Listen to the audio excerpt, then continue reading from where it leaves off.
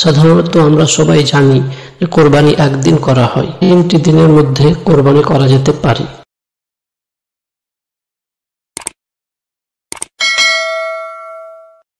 বিসমিল্লাহির রহমানির রহিম।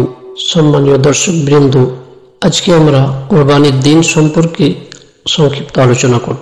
মনে রাখবেন যে কোরবানি করার দিন হচ্ছে 3টি, অর্থাৎ 3টি দিনের মধ্যে কোরবানি করা যেতে পারে। সাধারণত আমরা সবাই জানি যে কোরবানি একদিন করা হয়, কিন্তু মনে রাখবেন কোরবানি 3টে দিন করা যেতে পারে। সেটা হচ্ছে 10, 11 এবং 12 জিলহিজ্জা। 3টি দিনের মধ্যে যে কোনো দিনই কোরবানি করা যেতে পারে।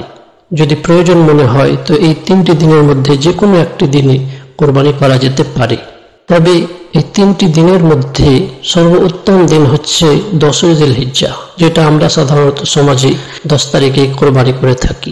10-এর পরে যদি কেউ 11 জিলহিজ্জায় কোরবানি করতে চায় সেটাও করা যেতে পারে, এবং 12 জিলহিজ্জাতেও করা যেতে পারে। 10-এর আগে এবং 12-র পরে কোরবানি করলে সেটা গ্রহণযোগ্য হবে না। এই 3টি দিনের মধ্যে কোরবানি করতে হবে, কিন্তু সবথেকে আফজাল দিন, সবথেকে উত্তম দিন হচ্ছে 10 জিলহিজ্জা।